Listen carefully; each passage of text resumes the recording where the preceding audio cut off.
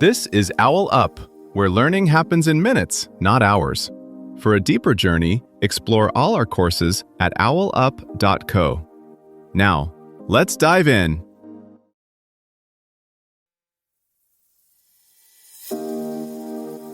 Chapter 2 of The Science of Attraction, Chemistry, Biology, and Beyond.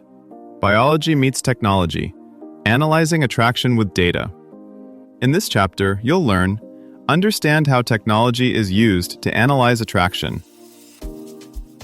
Let's dive in. A dating app knows your heart sped up before you do. In some experiments, tiny jumps in heart rate line up with secret crushes in most people tested. You're swiping, they're measuring pulses and pupils, so here's the puzzle. Can data really detect desire better than you can? That tiny spike your smartwatch logs on a date is only the beginning. Today's attraction tech stacks dozens of signals. Micro pauses in your voice, how long your eyes linger, even subtle changes in skin temperature. Layer on hormone snapshots, genetic markers like HLA differences, and the trails of your swipes and chats, and algorithms start sketching a U-shaped blueprint of what and who you respond to. Some platforms already claim lower divorce rates or higher match quality using these models, while others quietly tweak features in real time, like swipe surge, to catch you when you're most reactive. But as the data get richer, the questions get sharper. Who owns your arousal patterns? Can a compatibility score become a self-fulfilling prophecy? And how much unpredictability are you willing to trade for an optimized shot at connection? On the surface, it feels simple. You like who you like. But once your smartwatch, dating app, and even your video calls are quietly harvesting signals, attraction starts to look less like a mystery and more like a data project.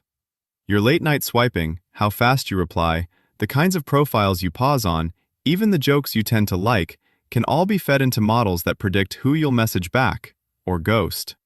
That prediction doesn't just sit in a lab report. It shapes whose faces you see first, which chats get nudged to the top, and how often you're tempted to keep looking for something better. When researchers wire people up in the lab, they don't just stare at one graph. They stack streams, eye movements, tiny shifts in facial muscle activity, voice tone, where your attention drifts on a screen, how your body subtly leans in or away. Each signal on its own is noisy. Together, patterns start to emerge, especially once machine learning systems are trained on thousands or millions of past interactions. A basic model might learn, profiles with this style of photo and bio tend to get longer looks and more replies from you. More advanced systems mix in situational factors, time of day, your recent mood hints from language, exhausted, burnt out, even whether you've just had a string of rejections. The output isn't a single yes/no prediction. It's a shifting probability landscape. You're 62% likely to message this person back, 18% likely to meet in person, 5% likely to sustain a conversation for a month. Some research goes further, trying to decode mutual attraction within live interactions. Software can analyze turn-taking in conversation, laughter timing, and how similarly two people move, tiny synchronies in posture and gesture that often rise when people click. One study line suggests that when couples' behaviors become more rhythmically aligned, they later report feeling more connected. That's fuel for video-based chemistry scoring tools already being piloted in corporate hiring and more quietly in some dating experiments. Then there's long-term compatibility. Platforms that track relationships over years feed back which early patterns predicted staying together or breaking up, how fast people disclosed personal details, how conflict was handled in early chats, whether humor styles matched or complemented. Claims like eHarmony's low reported divorce rate draw on these retrospective correlations, though independent audits are rare and methodology often opaque. All of this creates a feedback loop. If an app learns that a certain type keeps you engaged, it may overserve that pattern, narrowing your options without explicitly saying so. Like a travel site that keeps nudging you toward beach resorts because you booked 2 in a row, the system optimizes for short-term clicks, not necessarily long-term well-being. Layered beneath the convenience are power questions. Who decides which outcomes to optimize for? Marriage? Swipe volume? Time on app? How are biases in the training data, race, age, body type, gender norms, being detected, let alone corrected? And what happens when people begin to adjust their own behavior to perform better for the algorithm, curating profiles and even bodily signals to match what they think the system rewards? Your challenge this week? Treat one dating or social app you use as a mini field study. For 7 days, notice and jot down 3 things each time you log on. 1. What kinds of profiles or content the system puts in front of you first. 2.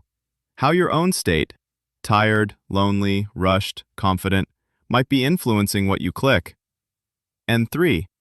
Any ways you find yourself shaping your behavior because of what you think the algorithm wants. At week's end, look back and ask, which choices felt genuinely mine and which felt subtly steered by the system's guesses about me?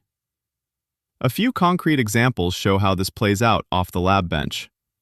One startup pairs wearables with speed dating events.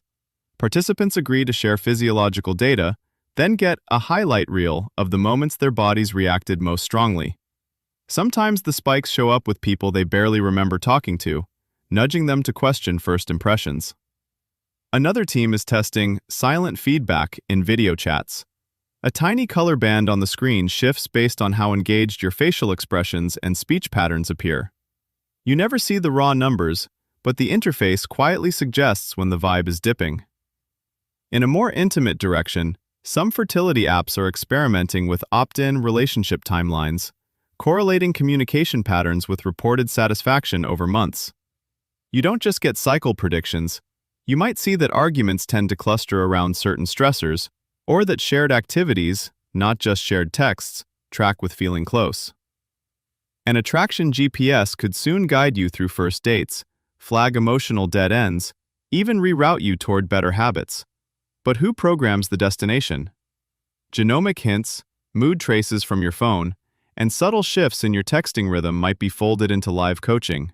Nudge to slow down, suggest space, surface red flags earlier. Useful, yet unsettling. When prediction gets this granular, opting out may need to be as visible and easy as turning off location on your map.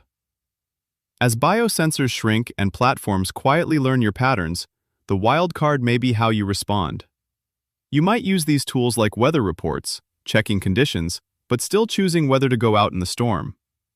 The next frontier isn't just predicting who you'll like, it's deciding how much of your inner climate you're willing to let machines map, store, and potentially monetize. Before next week, ask yourself, 1.